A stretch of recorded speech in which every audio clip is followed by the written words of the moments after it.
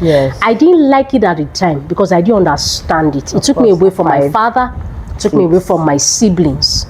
I was hurt. I saw my other cousins having to come over to do holiday, but they had their father, they had their mother. I didn't have that luxury.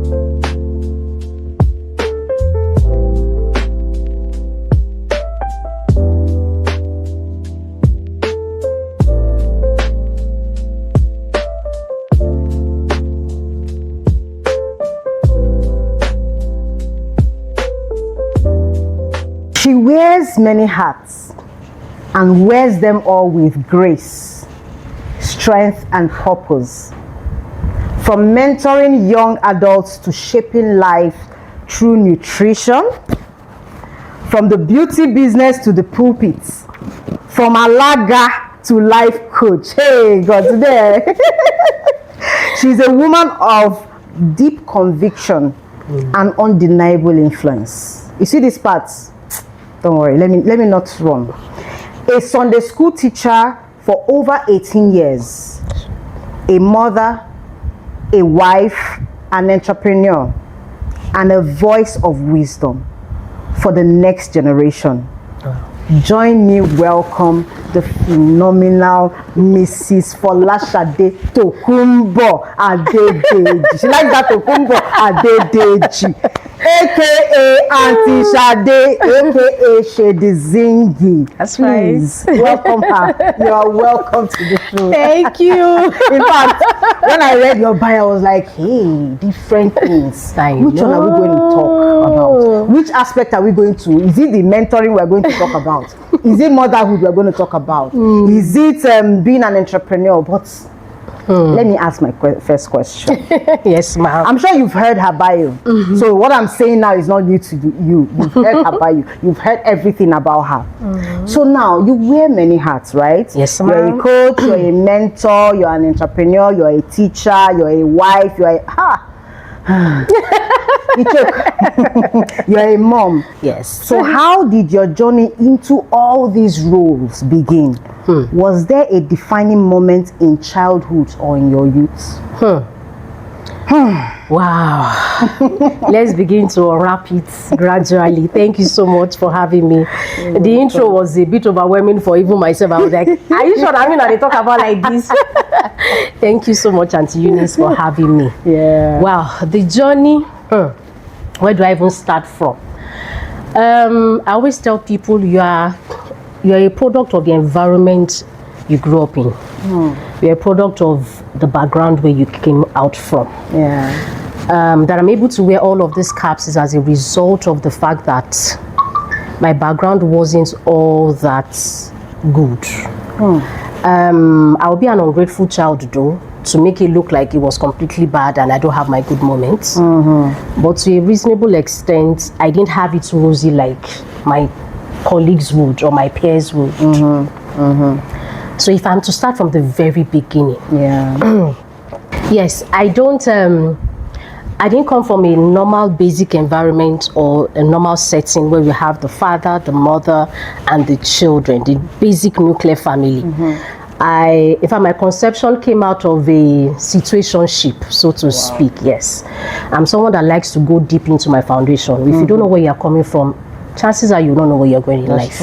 So I always have that conversations with my parents. I ask questions. It helps me to even know how I came about. I can specifically tell you the date I was conceived. Just to tell you how much. Yes, they were not. It wasn't a relationship. It was a situationship that led into my conception. And it was more like, if my memory still serves me, my dad used to say he didn't want to have anything to do with my mom. He didn't want any relationship, let alone want any child coming out of such relationship. And so at the time he was told, my mom told him that she was pregnant of me.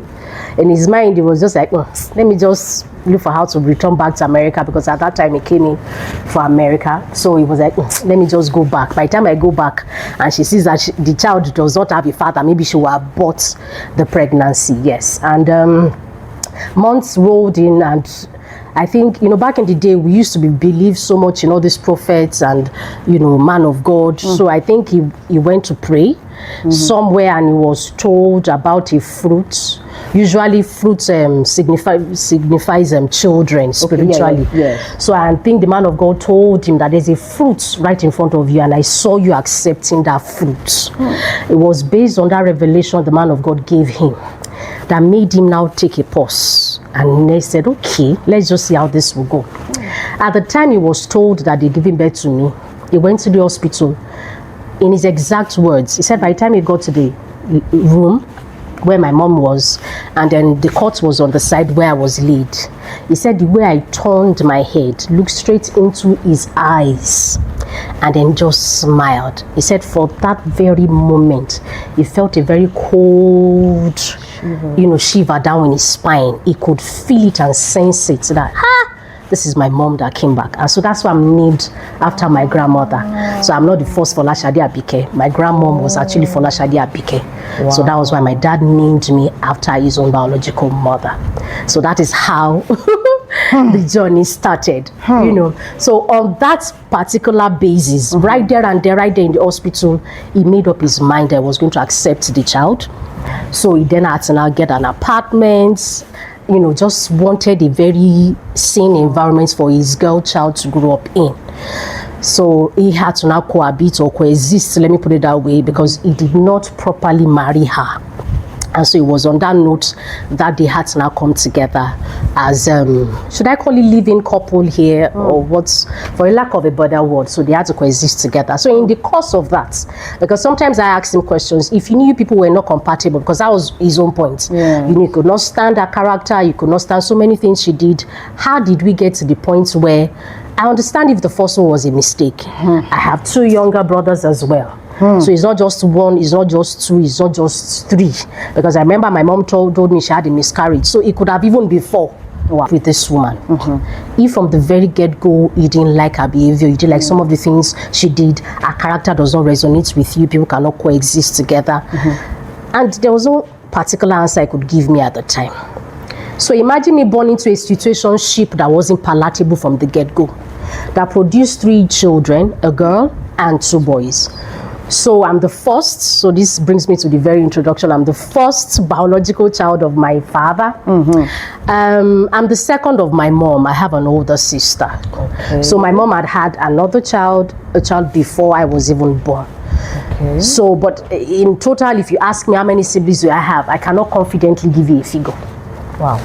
There's this in-house joke we used to have that I always tell my siblings, I said, we really will not know the number of children our dad has until he dies. Wow. Because we cannot categorically count how many are we. So I'm not one of those people that will tell you, I come from a family of 5 or we are so number. No, I just know that I'm the first. And then I've deliberately opened my mind mentally to peradventure if other people come into the picture that we did not know from the get-go, it will come as a shock to me. Wow. So that's pretty much about how my conception was. And then moving on to, I remember when I was age 5. Okay, so prior to that time, so a fallout happened. So at that time I had been born, my younger brother, my middle younger brother, and the second one had been born. And so there was an issue that happened between my mom at that time and my dad. I didn't know all of this because we were quite young. But I remember vividly when I was age 6, my grandma came over. I call her my grandma, but she's not directly my biological grandma. She's my grandfather's younger sister. So she came over to the house we were living at the time. It was just myself and my 2 siblings and my dad. Mom had left at that time. So she saw the situation and she said to herself, Kai, that the best she can actually do is to just take the girl child. Considering the circumstance and the environment, that it won't just even be healthy for a girl to live under such situation. For those of you that know Lagos, I was born and raised in Mushin. Wow. So when she came to Mushin that year, she said to herself that, look, I'm taking this one with me. So I didn't remember what cost me moving from my dad and my siblings to my grandma's side because I was a bit young. But I remember I found myself started living with my grandma. So that was how I moved from Mushin to Ogba. So I grew up with my grandparents of blessed memory. So that was how I left that situation. So I didn't have that luxury of father, mother, and children under one roof together. So we had to live with relatives and family members. So separated from my siblings. And so we didn't come back together until when I was about 15. or 16 thereabouts, that I could say, okay, myself, my siblings, and my dad stay together under one roof. My mom, all the while, has never been in the picture until recent times. Yes. Oh wow. As recent as when I was this close to getting married. And let me not jump the gun. A lot of things had happened that required me to have to now go and look for her. Yes. Hey. Hey. In fact, while you were speaking, I realized that I didn't hear mommy in the picture. I didn't hear mommy. So I had already taken note. I said, I'm going to talk about mommy. Like, then you just mentioned it. So all this situation you're talking about, mommy wasn't there. So at what point did she leave? And I know you've talked about when you went to look for her. At what point did she leave? Did she ever look back? And why did she leave? Just take us through that whole situation. Okay. So it might interest you to know that I didn't know the exact reason why she left until few days, either few days to my wedding or few days after my wedding. According to my dad, she would usually go out late, sometimes doesn't even come back days, leave us at home. So I practically took care of my younger ones at that young age. Yes, our last born was barely 3 months old at the time she left. Yes, the immediate one after me was about 2+ and I was 5. So, but there was a party. Yes, I was 5 at the time. Wow. So there was a particular time she went for an event or a party, according to my story, because this was what I was told, that she went for a party and she spent like a week or 2. And so by the time she came back, my dad had changed the locks. So it was a case of I cannot deal anymore. Yeah. You know, he has had back to back. You know, when people talk about violence or domestic violence or abuse in marriages, we always focus on the women at the receiving end. Yeah. There are actually some men that actually had their own backlash. But unfortunately, the society does not make the men voice out. And so that's the reason. My dad changed the locks, so it was difficult for her to get in. But I have asked, even if the locks were changed and could not have access in, you probably went back to where you were coming from. Yes. Thankfully, I'm also a mother. I try to put myself in her shoes. Of course. There is no way you shut me out of my children's lives. I mean, considering the fact that the last one was even barely months old at that breastfeeding stage, there's no excuse that you would give that would fly. You know, and I've had to ask my mom her own side of the story. Yes. Is there any specific reason why you felt it was okay to leave not just 1, 2, but 3 children behind and never looked back? There was no tangible explanation she could give me per se, other than, well, I will not understand what she went through. And I asked myself, what would you have possibly gone through? I wasn't trying to judge her, but I was just trying to put myself in her shoes to really understand it. My mom didn't come back into the picture until when I was in my teens. And I remember I was the one asking my dad. Not once did my dad have to stop us from looking for our mom. It just made something clear that, please, if you're going to, don't ever tell her where I stay. That was how much my father completely cut off. But I give it to my dad, not once did he speak ill of her or stop us at any point in time to want to look for her. Let me also add that my mom had gone back to remarry the first person she had a child with. So it was difficult for us to even look for her, because at that place, they knew she had a child, but they didn't even know how many we were. Let alone boys. So it was a case of we weren't even comfortable to go and look for her, because we didn't want to bring whatever it is that was going on in our own life as well. So we respected our privacy to the point where I said, you know what, I have to find her. I remember my first meeting her was at one we used to be one popular eatery back in the day in Maryland. We just because there was no house we could actually meet. She couldn't come to my dad's house based on instruction my dad gave. I couldn't go to her husband's house because I needed to respect her privacy. So we met at an eatery, and I think I was 15 at the time. So between the space of 5 and 15, 10 years gap. That was when I could say, okay, I met my mom. And immediately she walked in, I could outrightly tell that that was my mom. Funny enough, my dad used to talk about how we speak alike, we gesticulate, our words, the way we act, our body frame is just like my mom. I saw her and I could tell that this is my mother. So I think that was the first time I met her. So I don't know if that answered your questions of how I was able to meet my mom, or if there was a specific reason why she left. I don't have the reasons per se. But in all of this, I can remember vividly that my dad would try as much as possible to feed us. He didn't have a job per se. He didn't have a lot going on for him. You remember I said earlier that he wanted to go back to America so I could finish his studies. That was aborted, so he couldn't even graduate because of my arrival. So a lot of things were altered because I came into the picture. So he just had to maneuver and try to just work things out to be able to feed the three of us. So most often than not, he will just go. Sometimes he will pray, especially if he doesn't have money or food to bring. He will pray that we'll just sleep before he sneak back into the house at maybe 10 or 11. And so by the time he comes back, I'm still wide awake waiting for him. Because we're probably not eating all day and I'm just waiting. Daddy, we are hungry. You know, so there are days he will come back and he will just cry like, and there are days he himself would cry. Daddy was telling me recently that I don't know if I could remember that there was a day he got caught up with these tout people and police case, and they packed all of them to police station. It was just it was a case of mistaken identity. He didn't have any form of identification to show the police people. So they arrested him. It was at the police custody for 3 days. The three of us in the house. Every time my dad still says that he does not know how we survived without him for those 3 days.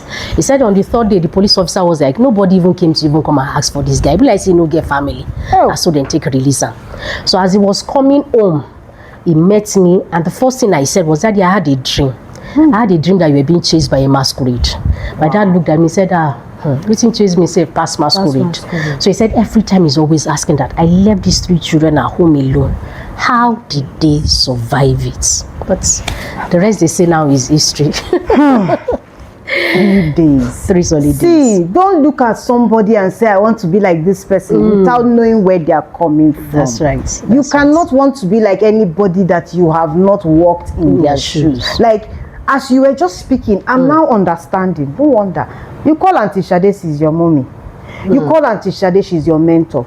You call Auntie Shade, she knows what to say at the right time. So you even became a mom at 5. At 5. That's right. No. That's right. 5-year-old mom. Because it's not even, I don't know how to explain it. Like, a 5-year-old having to take care of a 3-month-old baby alone. The Lord is your strength. Amen. Now I see where the strength came from. But I also want to believe that all this situation you talked about was a very traumatic one. Oh, tell me about it. So let's not just even try to make it seem like, oh, she went through it and bam, she's here today. No. It must have been a very traumatic, and I'm sure sometimes when you think about, I just hope you were able to heal and you don't have PTSD, post-traumatic stress disorder. Sometimes when you have flashbacks on those episodes of your life. Can I be honest with you? Please. I completely and totally forgave my mom a few months ago. Wow. Few months ago. Totally. Sometimes you think you have healed, but something happened and triggers a part of you that you didn't even know was there. So for the first time, I can confidently say that I completely and totally forgave her few months ago. Why? Because at that point, I had to pour out all of the things I felt I'd bottled up all these years. I didn't feel the need to explain. And for the first time, I explained it to her, she understood it. She didn't go back and forth with me trying to explain, or she didn't come, because she always had this, sometimes she would say, something that has happened so many years ago, you are still talking about it. I'm like, you hurt me. It's not in your place to give me the time frame of how I'm going to heal or when I'm going to heal. That's true. So for the very first time, she was in me to the point that she didn't even talk back. So I want to believe she got the message, because sometimes we talk and we don't communicate. That's true. I felt all this year I was just talking and venting out my anger without her getting the reason. That's true. I was doing all or saying all that I was saying. So for the first time few months ago, I let it out in a way that she now got it, to the point where I could see that soberness. If you know my mom, she's very expressive like myself. Wow. She's she barely find it difficult to get words, That's my mom for you. So I see her trying to defend what didn't even make sense to me. So for the very first time, I could really tell her, look, not that I fault you or blame you. There are some things that were already predestined to happen based on a pattern that is even beyond you. Oh, wow. You were telling her this? Yes. And so I was able, I don't know, it was just the grace of God, I was able to identify that early on in life. So I know how to channel my prayer point, so that I know what to pray against, because I saw a pattern. Wow. The first Folashade Adedeji I mentioned about my grandmother also abandoned my dad and her younger sister. Wow. Yes. Okay. So my father didn't even he didn't have that luxury of living with his dad and mom and siblings too. They were separated, siblings were separated early, so they had to live with relatives. I saw that play out in my own life as well and my siblings. So there was a pattern already in place. She didn't understand it enough to break it. So I gave her that excuse. Yeah. And I didn't fault her. Maybe today, if she knew what she knows now then, maybe she would have done things differently. But I was graced enough to understand that there's a pattern I needed to make sure it doesn't happen in my own case. You wonder why I'm wired the way I'm wired. It came from a place of experience. So I said to myself, if I don't want this to take place again, I have to do the exact opposite of what my parents did. Because I can't do exactly what they do and expect a different result. So again, when I said you're a product of the environment where you come out from, this is what I mean. I understood it. So, but I wanted her to even come to the understanding that you really goofed. Accept it, own it. You can't change what has happened. But don't make it look like my feelings were not valid. Or I didn't have right to be angry or hot. And don't tell me when to heal. And how to. Or how to go about it. So for the very first time, few months ago, I think to an extent she got it. And you know, at that point I said, okay, maybe now that she gets it, let me let it go. And in that past month, she's done some things that normally would trigger feelings out of me, but I'll just downplay it. If I even tell the rest of my siblings, I just let it slide. And at that point I knew that, okay, I think to an extent I'm healed. Because if you don't heal properly, hurt people also hurt other people. You hear that? Hurt people hurt others. So when I'm hurt, I want to inflict that pain or that hurt on another person or her or the specific person that hurt me. So for the very first time, I gave her the grace that even when she does some things, I just overlook and just let it slide down. It is what it is. It is what it is. Like, it's so it's so tense right now. I'm so emotional about this story because I know before now you have always told me that you know, if you hear where I'm coming from, if you know me, and somehow I've been telling God, I said, see, I want to know. You know why? Because I see the passion. And what I have discovered is there's no one, well, at least for those I know, I have not seen any person that is mentoring young people that didn't have their story. That's right. Most times, this passion we eventually, you know, put into mentoring young people is from a place of our own experience. That's right. It's from a place of, you know what, I get you. So let me move this to the next question, because as we were just talking, you were just answering all my questions. Like at this point, you know, but I can't start asking this question of saying what personal experiences shaped your passion. I think you have touched on that.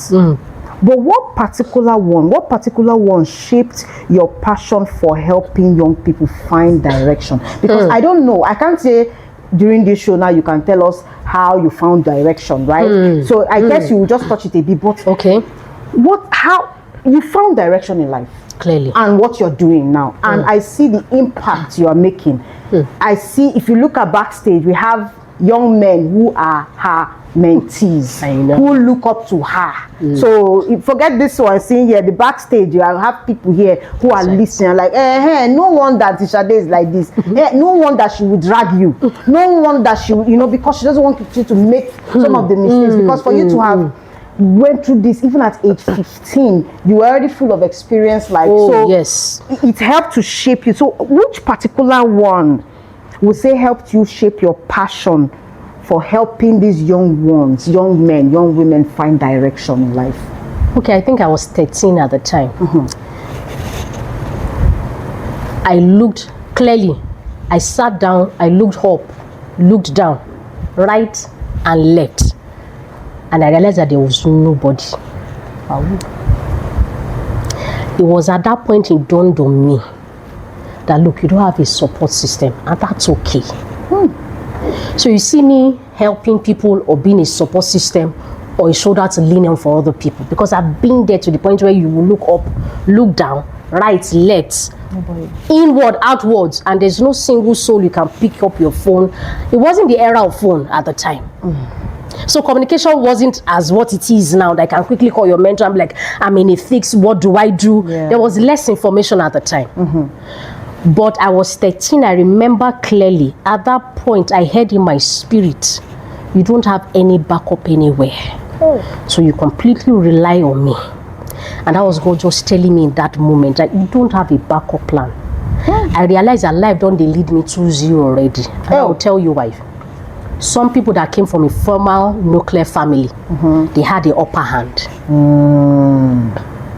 People that had the background of their father or their mother that can come to. There's a Yoruba adage that we usually say, and I will interpret it in English. She said, "Anything you need, can dey going." Meaning, person will no get mama, no they bring back wound come, because who will help you to nurse it? These parables, they are so deep. Who will help you to nurse it? Person will no get mama, no they bring. If it's a wound that you can reach, that you can access, you can do and treat on your own. This one will require someone that cares really for you to be able to nurse your back wound. That's true. There were certain things I could not do that my colleagues did. They had a mother figure. They had a system. They had a structure in place. If I bring that kind of trouble, I'm on my own. So I understood early in life that I don't have a backup plan. So I already knew life was leading me 1-0 in that area. Number 2 was in the area of marriage. They came from a family that was healthy. I didn't come from one.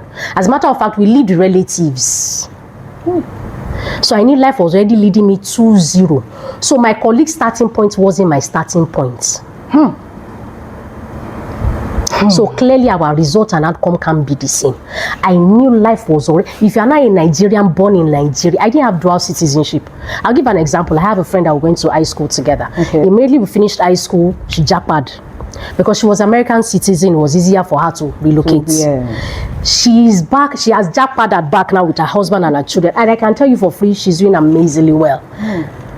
The leverage her parents gave her, my parents didn't give me. So our starting point is clearly not my starting point. So our results can be the same. The thing she would snap a finger, get easily, I will have to struggle twice as hard to be able to get quarter of half of it. I understood my level early enough. So I couldn't do certain things my friends or my peers would do. So because I knew life was already leading me. So it was a case of what to start a full match, and on the scorecard was already 2-0 against me. So it was a case of, am I going to meet, score first goal, second goal, make it equal and even surpass? It was at that point I would now be starting. So it was that 8-13 that was a turning. It wasn't a case of a pastor preached to me or somebody. It was me having to have a rethink, understand where I was coming from, all of the experience I've had, at least from the day I had memory. I could remember clearly things that I've been through up until that 13. And it was at that point I knew that no father, no mother, no siblings, no support system, no backbone anyway, except God. The earlier you get it right and you know what you are doing, the better for you. And so it was that point that was a turning point for me. So I don't know if that also answers your question. As I'm loving this conversation because it's so real, it's so palpable. It's something that young people can relate to. Yes. There was nothing to leverage on. No, nothing to hold on.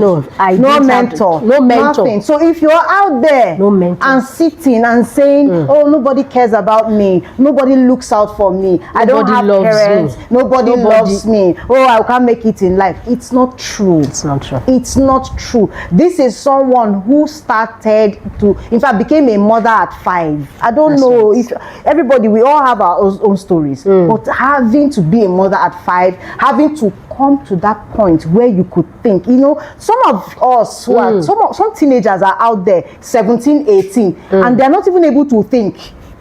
And at 13, you could sit down and think and say, you know what? Like I always tell people, I always say, at some point in my life, I had a meeting with myself. Good. Okay, where are we going from here? What are we doing? I wasn't talking to God, now I was talking to myself. And you had your own meeting at 13. To say, you know what? You look up, nobody. Look down, nobody. There was a practical exercise I had to do. Exactly. Literally looked up, looked down, right, left. Literally, that was what I did. Nobody. And I said to myself, Oyo is your case on your own. I knew it early. Did I feel bad in that moment? Yes. Of course. But I came to my realization, my reality, quickly enough to say, okay, let's move on from here. And that 2-0 point you talked about, like, it's playing in my mind. You have to get to the point. You are starting a match, right? And then you already talking about going to a field to play match. Yes. And then they're already 2-0. It's already 2-0. Your opponent, yes. They're already winning. Yes. And then you have to now play. And remember that when you are playing a football match, for football fans, if I'm getting it wrong, please correct me in the comment section. Yes. When you are playing football, you're running up and down. You're not sitting and waiting to score a goal. Yes. So you are hustling. Really running up and down, trying to get contact, trying to get your things done. You are doing one business, or you are doing this one, or you are teaching, or you're doing one thing, and then you score. You get one small point, 1-0. Yeah. Even at that one, when that 1 point, people are excited in the audience, right, that they've scored a goal. Yes. Somehow, behind your heart, you are not excited. You are not as excited as they are, because this is just 1-2-1, and then you hustle again over time. Yes, this thing we're talking about is years. We're counting, months of struggle, and then you get another one. That's at that point you get those two. That's when you are starting. That's when we are starting. That's when there's. So you have started your own, and they have 2-0. moved. They have moved on. Take note that while I'm even trying to score one, they are not even relaxed too. Exactly. So in the course of me trying to get my 1 point, they are probably gotten 3, 4, 5. Father.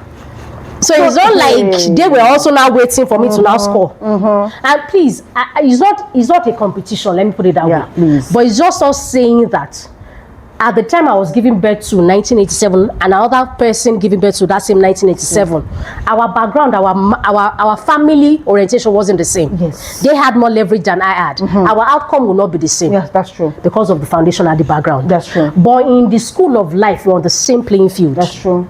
That's true. So they are not going to fold their hands and watch. They say life is not fair. All these our young life has never been fair. Life is not fair.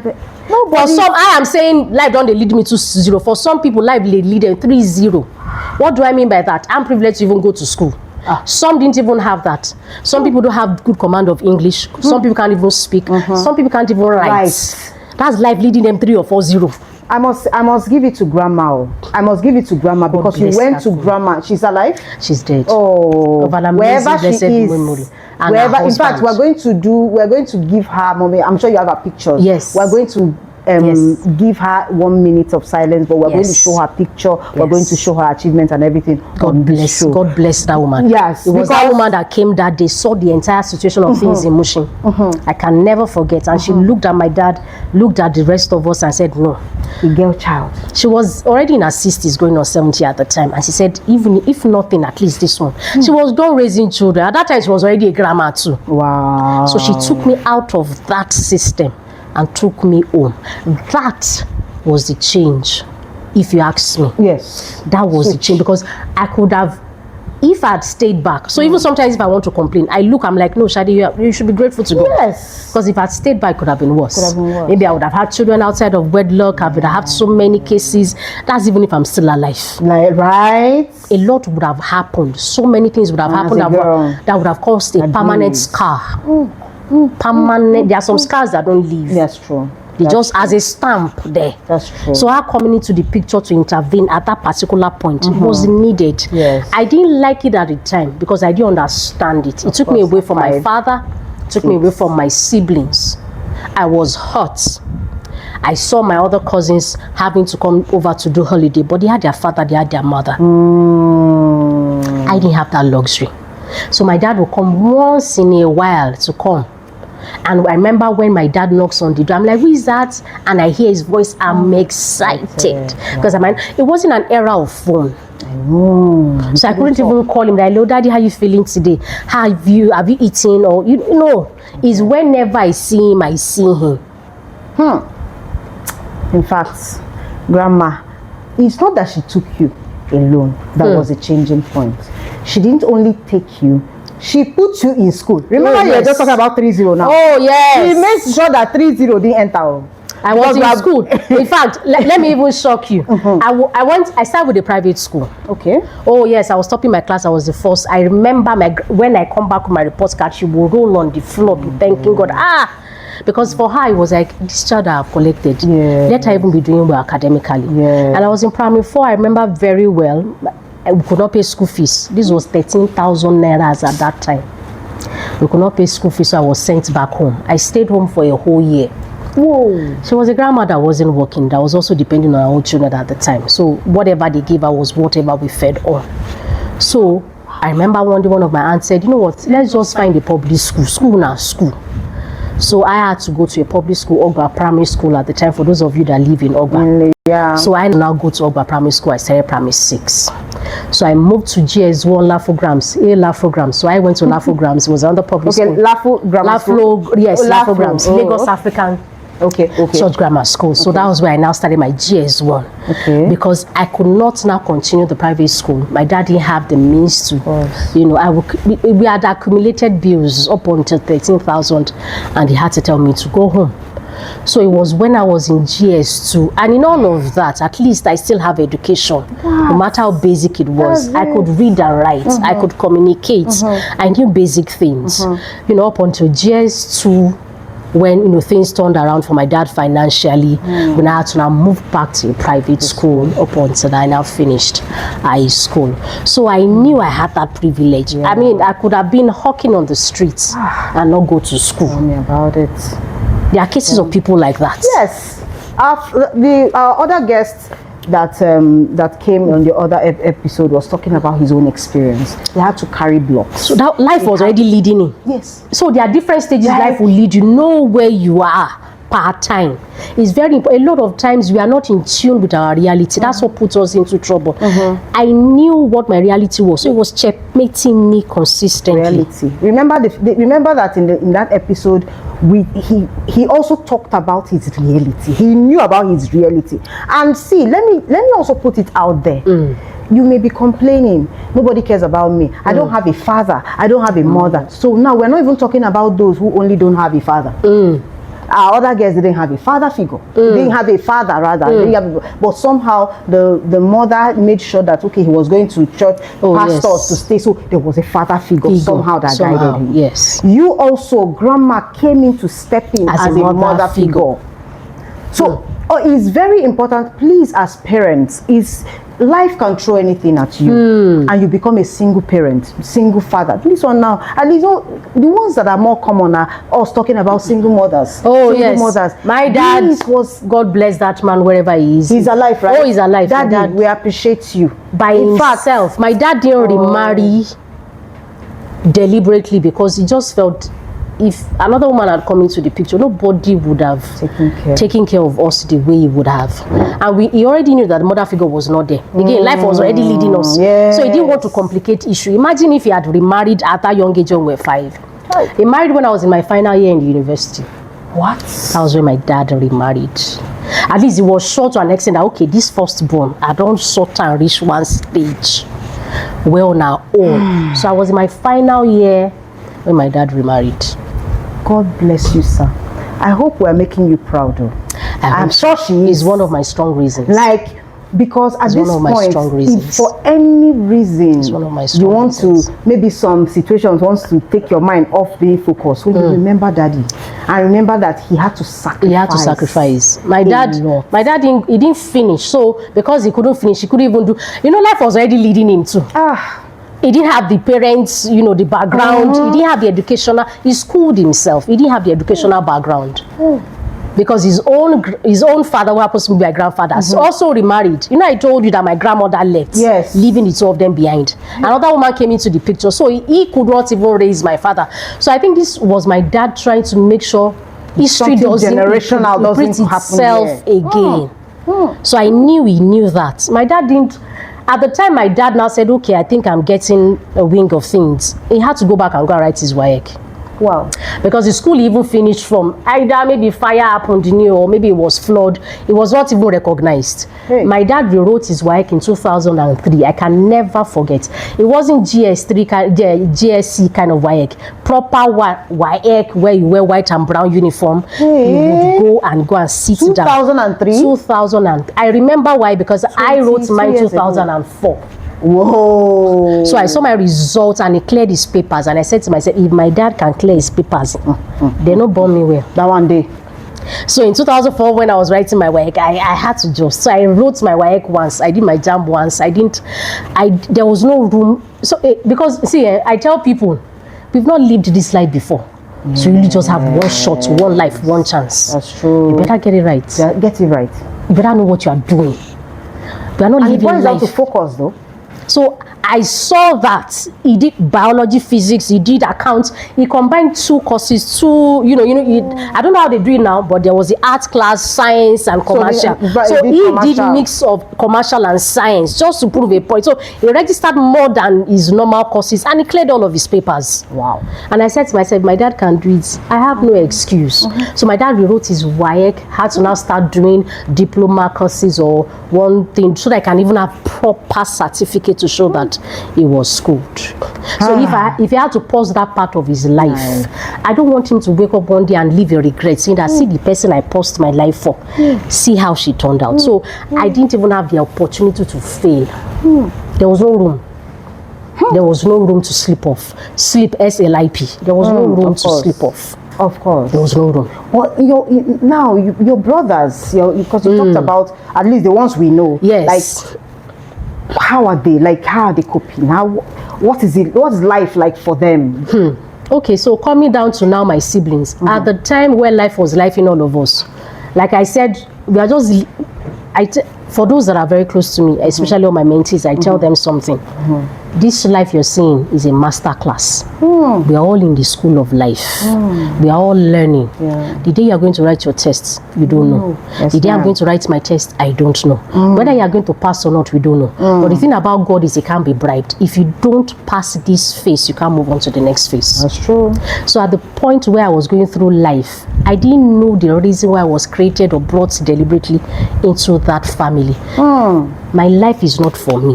That's true. It's for those younger siblings you just mentioned. Wow. That if not for anything, let them know that they have an older sister that could go through exactly what they went through, and she came out better for it. I needed an example to show them. So life wasn't life for me. I wasn't going through it just for myself alone. I needed them. But unfortunately, life happened to me early that even me, I was trying to get the fitting of myself. So I didn't. So when my immediate younger brother matter came up, and he was doing certain things that I wasn't quite pleased with, I could not even help him. You can only help somebody when you've gotten your own footing. It's easier for you to now pull out that person from their own when you are standing. So at the point where it dawned on me and my feet were solid, I was able to work on my other brother. So my immediate younger brother, I didn't have that luxury of even helping him early. And there's this rivalry of first and second.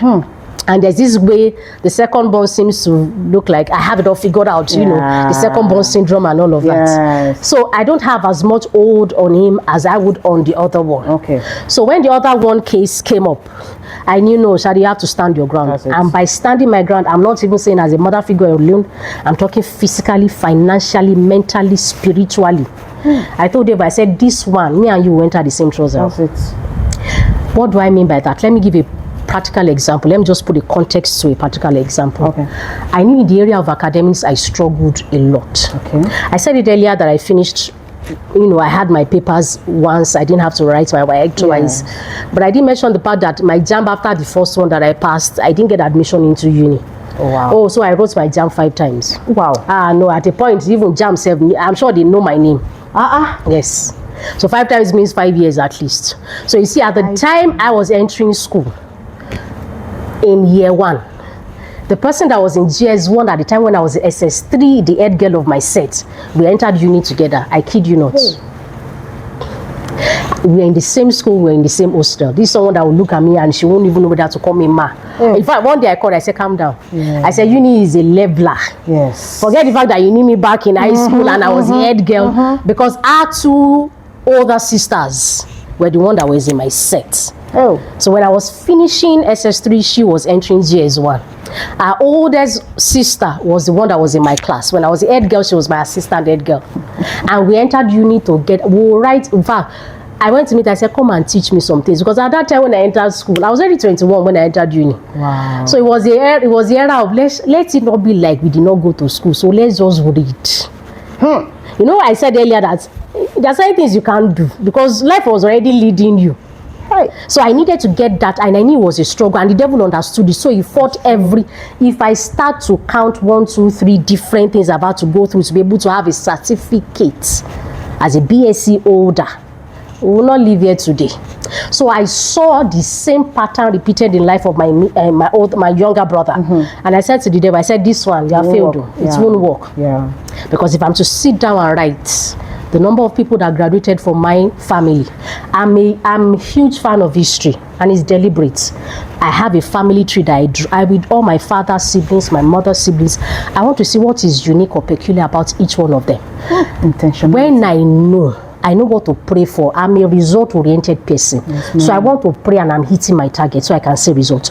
So I know that what they lack or what is deficient in their life. So I know what to pray for. I knew early in life that the reason why God brought me into the family I came into was to come and change and shift things.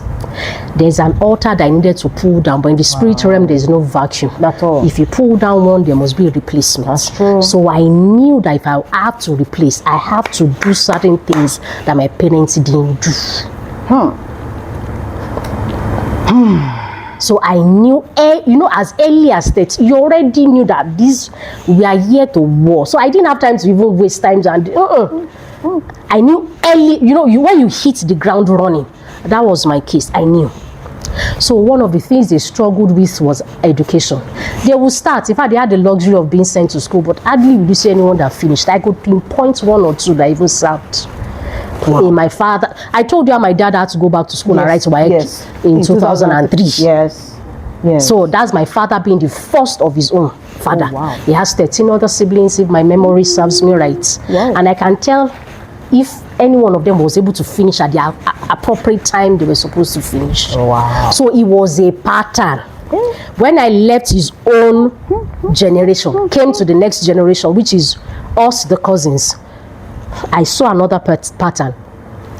I don't know how God just teach me these things early. These were things I didn't read in a book. I experienced it firsthand. I was in GS2. I can never forget. A cousin of mine just said he wasn't going to school anymore. It was in Unilag at the time, I think 200 or 300 level economics. I can't remember. But I was in GS2 at the time and he said he wasn't going to school anymore. Why? Is there any particular reason? It wasn't money matter. It wasn't like he had a mother or a father to send him to school or anything. It was doing amazing. He had the car to himself as at that time. He was doing pretty well and just stopped going to school. So I saw another pattern now in our own generation. So I picked it early. I said, and so that was why I said, okay, whether I like it or not, I have to go to school. Imagine me now wanting to go to school and the devil will now do everything to make sure that I don't get to school. And that's why it took me 5 years. In fact, a particular year, I remember I didn't even write JAMB. I said, well, I'm not even going to school. God bless my dad, wherever he is. My dad said, show the way you are.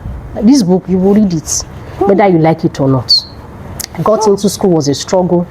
By the time to finish safe, if we continue this story, I know this is going to be a very long episode, so just relax. I know I always tell you guys, carry your popcorn, sit down. We're not here to tell you stories of people who you are seeing. This is real life. That's right. This is real talk.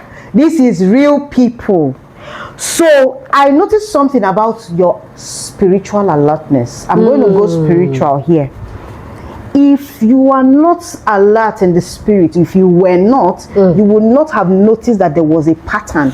And somehow I see the way you understand this kind of, I don't think it's only Unplugged will bring this woman. We have to bring her in. Yes, we have to have a session where she would now teach.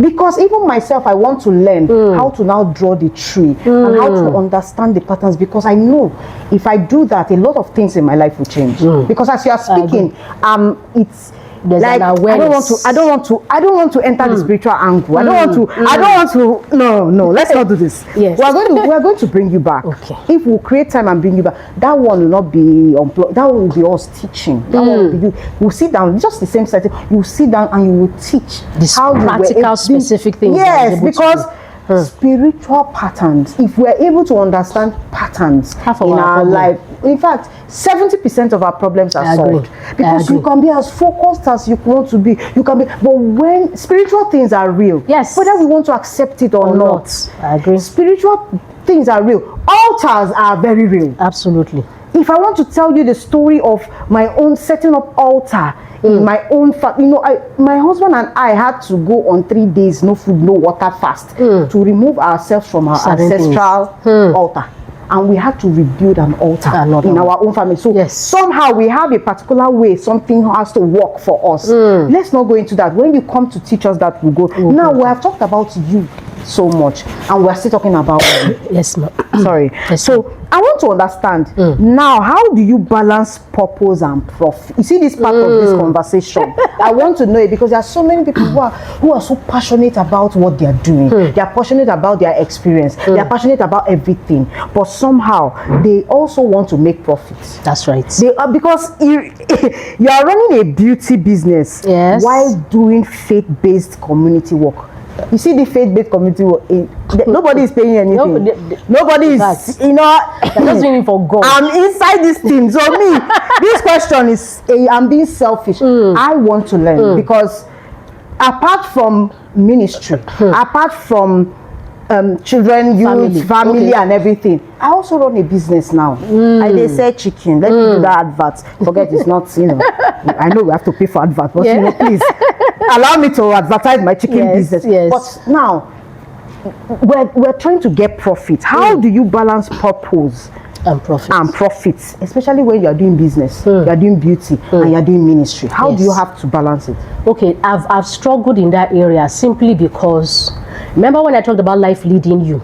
Some people are doing purpose because they have a leverage, they have a family structure, they have somebody to run to, they have a father and mother that can set them up financially. Or of course, I have a lot of friends like that. They have that background. No matter what they want to start, they have somebody to call. I'm like, Pops, I need so amount, even if it's just a loan. I didn't have all of that.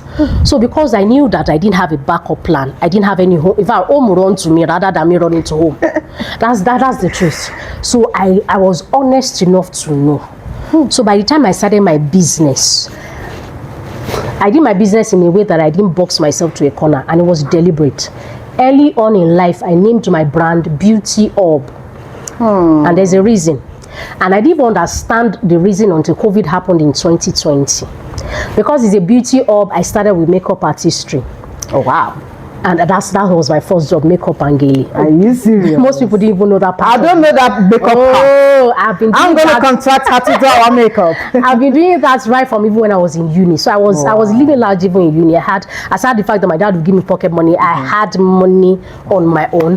I had a PA that would do jobs for me, even if I couldn't travel to do jobs. Wow. I was doing pretty well. Again, like I said, if you know where you're coming from, you will not have, you will not be able to slack in certain things. So from uni, I was doing business on the low key. Most people didn't even know, but I was doing that on the low key. I had the PA at the time that would go for jobs. The reason why I stopped makeup for about 2 years was because my PA was coming back from a job and he died. He had a straight bullet right then and then died. Oh my God. I remember it was December 6th that particular year. The phone rang and I picked up because I think I was the last person he spoke with. So they just called the last dialed number and then they asked me, do I know so. And so that stopped that part of my business for years. I could not wrap my head around it. So I paused. But by the time I came back into the business, I knew God wanted me not to just restrict it to just makeup artistry. If not, the name of my brand would have been maybe Zingy Makeover, Zingy Beauty Makeup. So I did a beauty up deliberately because up means a center point where every other thing comes to meet. So because of that, I'm not boxing my business or my brand to a particular line of business. So COVID happened, nobody was going for parties. Exactly. Nobody was going for Owambe. You will not do makeup and tie gele. But can I shock you? I had my best sales ever during COVID. I'm not going to lie to you. I low-key sometimes wish that moment can come back. Are you serious? I kid you not. Because that was when God now made me understand the reason why from the get-go he made it a beauty up. So I diversified, went to other part of everything that also beautifies a woman that had nothing to do with makeup. One of the things was having to do with, that was the time I was selling waist trainers and things that put people in shape because everybody were just staying back at home and we're adding weight. So that gave me another stream of income. After all, is everything that beautifies a woman that I'm centered around. So that part of the business boomed. I was selling t-shirts, I was selling this, I was selling that, everything, and even bankers were buying from me because they were not going to work. So everybody now took WhatsApp business seriously. We start posting our works and what we do. And I realized I was the era where people were not moving. Everything was on standstill, so nobody was even bringing things in. So I had one small change in my account then, so I would buy things from Lagos, although it would take days, but it will eventually get to Abuja. So I contacted some of my sellers in Lagos. Can I be your sole distributor in Abuja? So even their customers that are in Abuja will buy directly from me. I made a lot of profit at the time. You see, I was not restricted. I think I learned that thing from one of the conferences I went for in Daystar back in the day. Reverend Sam, God bless you, sir. It was T.Y. Bello that came up that segment that day, and she said something that was profound, and I'm going to see it everywhere I have opportunity to learn, and I don't know if this will also help you. T.Y. Bello talked about the fact that in the last 13 years, us speaking then, me trying to paraphrase what she said, that she's never had to rebrand or change her look. You can Google T.Y. Bello so that you know what she looks like. She's a photographer. Her hair, her full brow still the same. No rebranding, nothing. But she has one of the highest clientele list of celebrities and high-profile people in her list. And the reason is this. She said, I connect to a river that never runs dry. In her exact words, that she connects to a source that is overflowing constantly. She's not stagnant.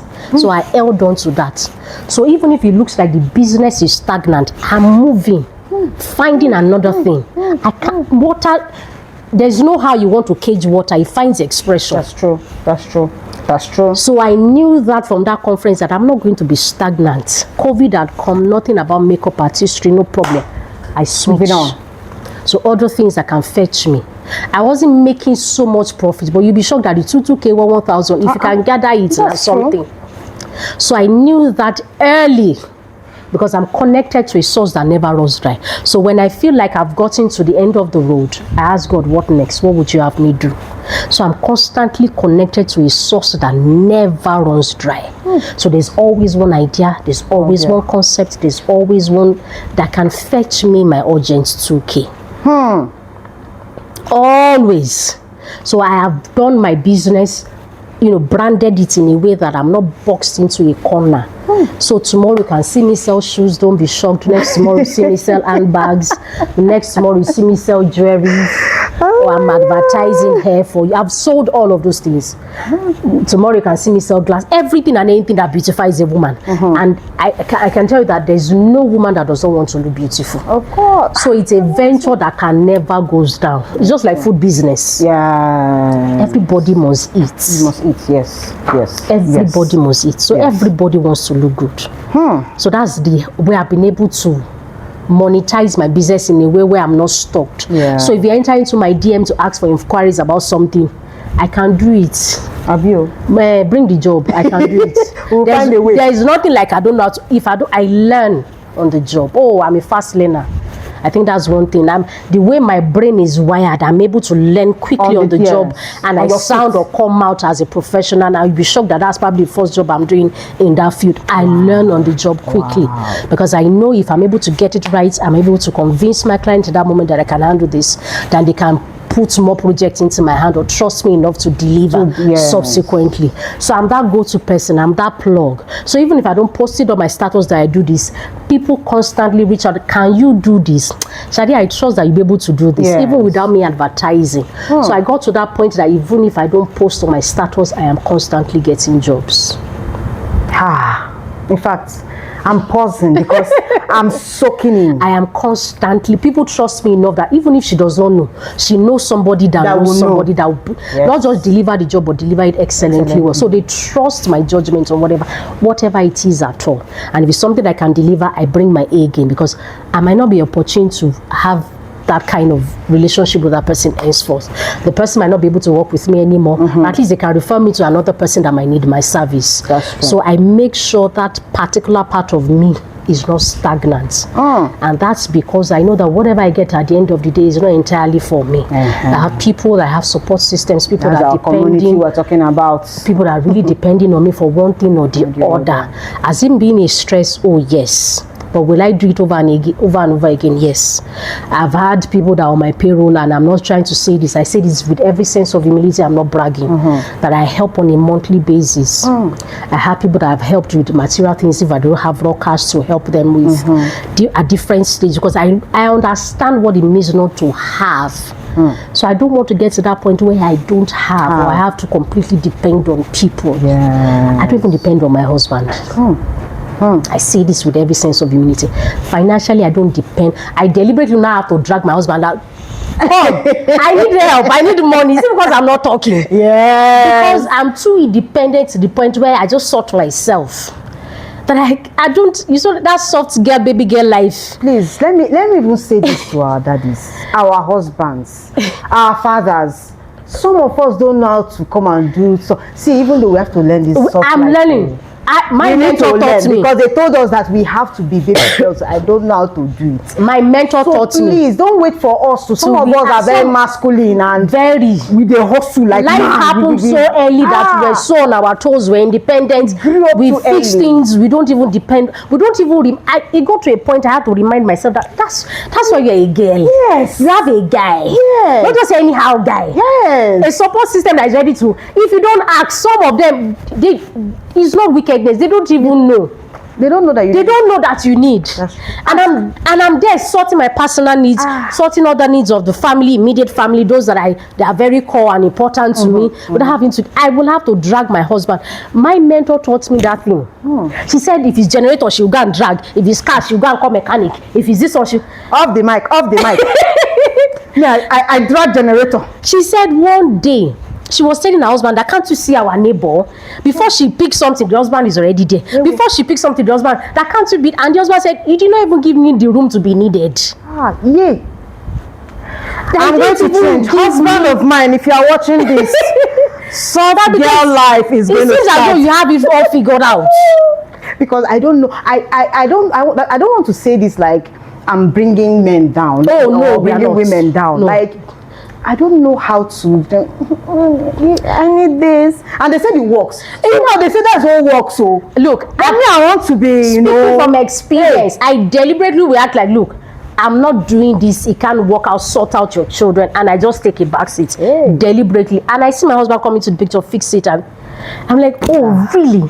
She made me understand that. And then one day I sat my husband's side down. I said, one of the blessings you will get is that you help me. Because he that findeth a wife findeth a good thing and obtain favor of the Lord. If you can do it and I'm happy with you, God blesses you. That's true. It's another way of you being blessed without knowing. So I'm depriving you of blessing if I don't make you do certain things. I'm going to stop depriving my husband from the blessing he deserves. So from now, I'm a baby girl. I didn't know that part. Because life didn't teach me. Now I told you, you're a product of the environment you grew up in. Life didn't teach me to now have to depend on somebody or depend. I almost forget that I have a husband, a capable one for that matter. It's a difference if you're married to the one that is not even capable. I'd be like, oh, life has happened, let me move on. The one that is even ready to help, but you're not even asking. I'm very quiet. I'm very husband. Very calm. You see this as he's talking. He can be here, total opposite, and he's just waiting for you to say, "Hey, honey." Or when my mentor said that, that triggered something. And so I remember that particular year, I think Christmas was around the corner. My husband was writing a list of the people we were going to, give things to during that Christmas. I was writing my mom, my dad, wrote this one, wrote my children's teachers in school, the things we wanted to share for, the holiday season and all of that. And my name was not on the list. And then he just clicked. I said, what about me? He just smiled and he just chuckled. Because in his head, he just thought, my wife will have it figured out. Fine. That thing triggered something on the inside of me. And I said, no. I went to draw my list. I said, my own is, you are not just adding me to the, let me tell you the specific things that I need. That Santa was delivered to me that year. I kid you not. I said, I'm going to deprive you if you don't bless me, so that my heart can now pray for you. Yes. Activate the blessing of God that is in your wife. Activate it through gift. Now follow come is not pride. Activate it through gift. I'm not saying that we are encouraging women to just that's not it. But let's balance whatever information we are putting out there. Yes. I am not encouraging a woman to now cross her legs and fold her hands and do nothing. No. You are a help me to a support system. You are not overwhelmed the guy. Yes. I am saying in this case where it looks as if I'm even overwhelmed, and it doesn't even click in my head that I have a husband that can help. Yes. And that's even willing to help. Just because of the fact you are coming from a place where you looked up, down, side, there was nobody. So you are still trying to get used to the fact that there's now somebody to unpack that part of God, your life. aside Jesus, there's now a human being in your life. There's a support system. I don't know if I mentioned that not doing life too beautiful. If you now, you see, as you're talking, I'm now understanding the relationship she has with her children, how she cares for the children, how she cares for her mentees. There's nobody. This episode, the people that will, I know, all you mentees, come to the comment section and show your mentor love, because I see how deliberate you are. I see how intentional you are. I see how it came from a place of experience. Let me even share one thing. There's a place I belong to now, right? That I wouldn't have had I wouldn't have had any business being there if not for Auntie Shade. Wow. And you see the commitment I have there, what I do there, everything I put in is because of the foundation you lay. Like I may not be termed as your mentee, but I don't know what you're talking about. I am learning from you because I saw the way you carried everybody. Everywhere you're on the phone, you're calling us. Is this one ready? Is the other one ready? And I see how you want to go, and I'm like, no, this woman has to succeed. And I'm everywhere. You give me an assignment, I want to achieve it. I want to ensure that that's because of that care. That's because of that intentionality. So if you are there enjoying from her mentorship, or you want to reach out, we will definitely put her social media handles. I'm very accessible. Because you see, we love humility. We bring humble people into our space. You can reach out to her, talk to her about anything because this is purpose. We are trying to make purpose. We are trying to make business. If you look at her bio, you can see everything. And if you are doing wedding, I don't know. Is a Yoruba thing. Please don't hesitate to call on to her. If you want to look beautiful, the same thing. Yes. Maybe I should ask. I know that they are dragging me in the backstage that we've taken so much time. But I'm enjoying this episode so much because it's so real. It's so palpable. I can touch the experience, you know. But have you been at any point now overwhelmed to the point that you know what? You're even doubting yourself. Okay. And what helped you come out of that particular space? I was just telling somebody a few days ago. No, yesterday. Okay. I'm currently on a retreat with somebody. Okay. We're doing a prayer fasting retreat. Okay. And so I told him, he's a man. Okay. I said, for those of us that appear strong, people don't tend to even ask us, how are you doing? Because our exterior looks like we have it all put together, we have it all figured out. So people somehow forget to ask us. And I'm not saying cliche question like, how are you? What are you doing? I'm saying question like, how are you really doing? Yeah. So for every single time when I get to that breaking moment, I shut down. So I was just telling him this yesterday.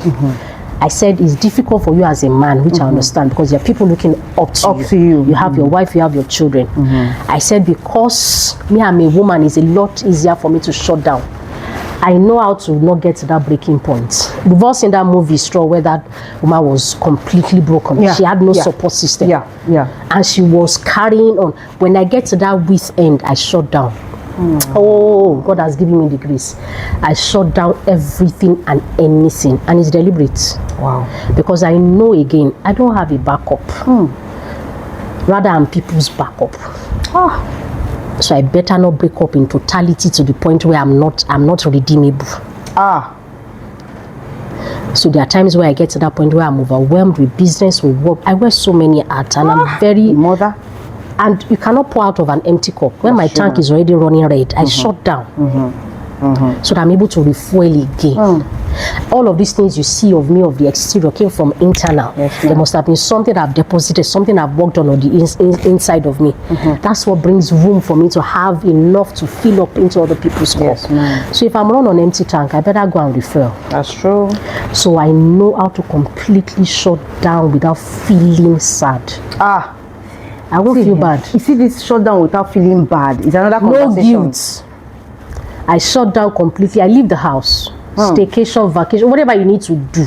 A moment alone, find a friend's place to go and stay for. My children will be fine. I'm raising them to the point where even when I'm not in the picture, they are okay. As I'm here, they are back home and they are good. I'm not raising children that are completely dependent on me, that even in my absence, they can't sort themselves. I tell them every time, Mommy will not always be in your lives. It's not out of death or sickness. Of course. But there is a time that deliberately I will even want to excuse myself. Because until I get a better version of myself, I can't even be a better mom, I can't be a better wife. That's true. That's true. I can't. I can't. That's I'm not true. going to continue to string and carry on and move on like I have. I don't have it all figured out. So I'm not saying temporarily pause or I ban it. I shut down.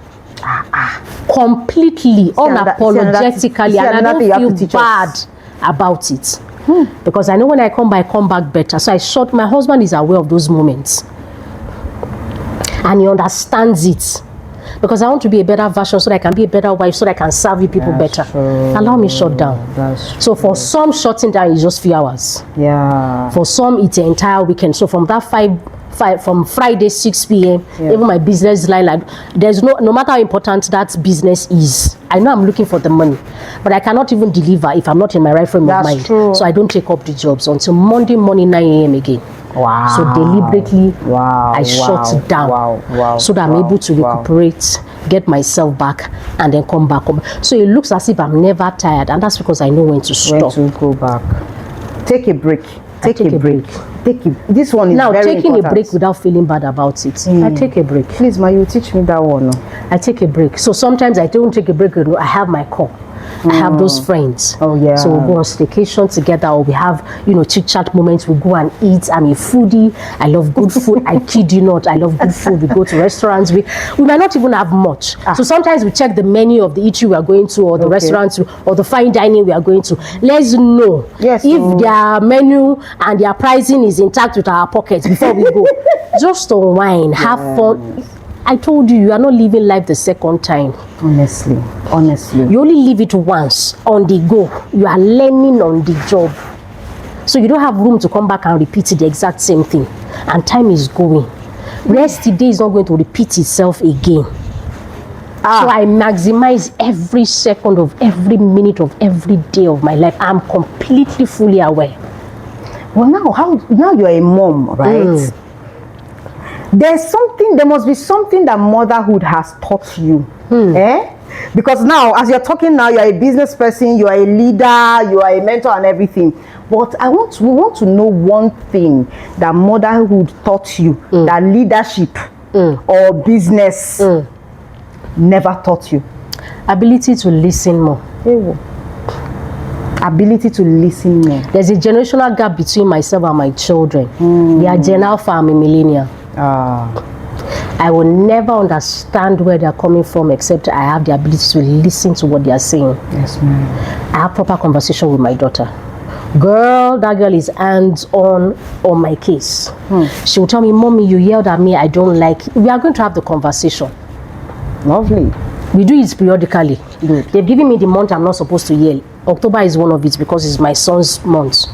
So the whole of this month, even when I yell, they remind me, Mommy, is Papi's month. You're not supposed to yell on his birthday. You're not supposed to yell on his birthday week. You're not these children. And I can't get angry because they are in the era where they don't understand me as a there's a generational gap. That's true. So I have to bridge that gap. That's true. So motherhood has taught me to now, I don't invalidate their feelings. I must listen to understand it well.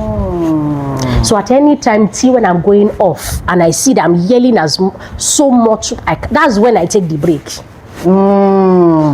Pressure. Because I'm stressed. Yeah. So I do things out of character that I'm not supposed to, that I'm not expected to do. But because they know that mommy will not judge, mommy will listen, they're comfortable enough to discuss it with me. We have conversation on everything, and if I get home now, they are going to reel out everything that's happened in school. Very good. No matter how tired I am, I have to listen. I'm so engaged. I'm like, oh really? Wow. So she did. I know all their friends' names. We are chit-chatting like as much as I'm their mother. Yes. I am learning to listen. I might not have that patience with her to listen to understand. We listen to reply. Most times. We don't listen to understand. They are two different things. Totally. So I'm learning to listen to understand them. Based on the understanding of what they are trying to communicate, then I have the right words to reply them with. So motherhood taught me that. In fact, I'm sure my children are listening now. And they're saying, we are going to give mommy ultimatum. So there's no month of yelling and month of no yelling. Anyways, I'm happy that yelling part, by God's grace, I've been able to work on myself. I didn't come to this point where I just stopped yelling. It's a matter of years. Yes. I've tried my best. When I'm stressed, they know. When I'm under pressure, they know. Exactly. So I'm sure they want to now say, okay, we have to tell her this is how she should do. Anyway, we discuss my that. Children, because my daughter is expressive, she speaks on behalf of her brother. So my son is more like the dad, very reserved, very calm. Oh wow. So he gets into his feelings more than my daughter. I can get my daughter and she just wave it off. My son will be so emotional, and so my daughter will have to tell me that no, don't yell at Papi. He doesn't like it when you yell. I don't get the best out of my son when I yell at him. That's it. Because of his temperament and his nature. Shut down. So I'm learning it so that I speak in his language in a way that you understand it. It's not the same language or tone I'm going to use on my daughter. They are two different people, two different temperaments. I have completely two different children. I wish so many parents would learn to know that they have two different children, three different children, and learn to handle it. So the way I will address one is not the way I will address. The way I will explain one thing to one is not the same way I will explain to the other. One, I say it when she gets it. The other one, I have to break it in a way and manner that he gets it. That's another. The truth is, we're hoping that you will give us time, some other time, to come on this show we'll talk about parenting. I like when you said there's a generational gap. There is. So there are so many people, young people who are out there. That's right. Who have this same peculiarity that we want to hear from you on how you are navigating that. But on this episode, we want to round up now to say, I want to now for a young woman who has looked at your life, who has looked at your experience, and has calmed down to say, you know what, where do I start? How do I begin? I may not have experienced exactly what she experienced, or I'm experiencing it at the moment, or this is my life and this is my life. How do I begin? What would you say to them as we round up? Okay, first, know where your starting point is. Yes, ma'am. Remember I said it. I said know where, if life is leading you, is it 10, 20, 30, 40? So know where you're at disadvantage at, because that's your starting point. Yes, ma'am. You are not going to compare yourself to another person. So you are not starting at the level they are starting. They are leveraging on some things that you don't have access to. Yes, ma'am. So if you are honest and true to yourself, you know where your starting point is. That first is healing. Because you've come to terms with your reality. Yes, ma'am. That you understand it does not mean you accept it. But you just at least admit it. There's a difference between admitting and accepting. Wow. You admit it is you are in tune with your reality. Accepting is you are now accepting with the devil that's how your life is, so you live it like that. There are two different things. Wow. But at least be honest enough to admit it so that you don't begin to act like other people that have other leverages. You can't do certain things that they did. If you get into trouble now, do you have a lifeline that you can call? That they will call out. They will, in fact, their parents will be like, what happened? Mommy, I just killed somebody. Is anybody there with you? Come home now. They know how to bury the matter. You kill somebody, you are going to rot in jail. Know where you stand per time. Be honest enough to know it. When you know it and admit it, then you can now begin to work. So that you know where you are starting on the playing field. Yes, ma'am. That okay, life is already leaving me 5-0. I don't have dual citizenship. I don't have the opportunity to travel outside the country to have a better life for myself. So I'm a Nigerian that is in Nigeria, that lives in Nigeria. So what do I need to do to stand out? Or what do I need to do to survive in this unpleasant situation and circumstance I found myself? When you are true to yourself, start from there. Then the next thing is now you now say, okay, how do we access what is going on? I told you I have a family tree. I am that kind of person. My father's lineage, there's a tree.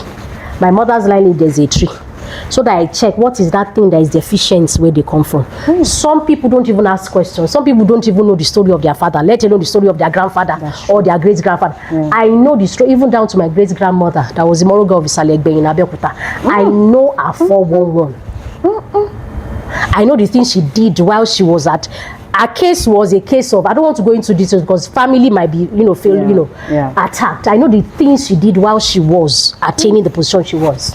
I know the ridiculous things they had to do to get to the top of the pinnacle of their career at the time. I know the impact and the influence she had over my grandmother, the first Folashade Adedeji, that didn't make her stay in marriage. Wow. That made her to go and marry another person. Yes. And that's what brought about this family tree and these branches here and there. I know. So because I'm aware, I'm able to do, remember I said earlier, I'm doing things that they didn't do. Yeah. I can't do what they do, I expect a different result. Only a foolish person work that way. Yes, so when you know the mistakes your parent or grandparent or where you come from made, and then you now start working towards making sure you do the complete opposite of what they did, so that you can get a different result. So I knew that early on in life, I was true to my reality. And that helped me. So if you're a young lady, young man, I mean, this is not gender based at all. Whoever you are, wherever you are listening at the sound of my voice, know this. Be true to yourself. Yes, ma'am. Know what stage you are. Know what your foundation or background looks like. Because the work, the journey, is not just going to be physical activities. You are going to back it up with spiritual. Only the spiritual controls the physical. That's true. All of these things I've been able to say in the physical place were bettered in the spiritual realm. I'm not even going to lie to you. Let's not even downplay the spiritual aspect. I'll be lying to you. That played a major role and a major part in my life. Because I understood that I was able to change some things in the spirit realm. I was able to change the dynamics of some things. Not because I kept saying it, not because of myself, but because I have children. I have people that look up to me. If I don't stand to change and pull down some altars and rebuild some, they will follow a particular template I inherited. So I had to make sure that I would rather take the heat to change the narrative of things so that they can have a soft landing. So I want, by the time my children grow up, they're already leading like 2 or 3-0. They have a leverage because they had a mother that stood in gap for them. Mothers, fathers, everybody. So I have that mindset. I just knew that really. So you might not like where you are coming from, but don't let the family you came from affect the family that comes out of you. Don't. Don't. So it's not my fault where I came from. That's true. But how I'm going to turn out will be my fault. Yes, ma'am. Yes, ma'am. What a session. What an episode. What a woman. What a journey. What a testimony of purpose. Lived out loud. You could hear her saying it. When she speaks, the passion, in fact, her passion is so palpable, you see. And that's why when you see her talking to young people, they are able to relate because she's very passionate. Her passion is showing, her experience is showing, everything about her. From faith to family, from business to mentorship, from generational patterns to from generational evil patterns to generational blessings. Because that's the good thing, because I see it. I know her. I see now, I understand the family. So she's telling me this and I'm like, but it's not showing. So it means that the trauma was dealt with. I don't see that. That's not showing. It's not showing in the lives of those children. When you hear them talk, when you hear their confidence, have you seen her? Oh my goodness, have you seen her talk?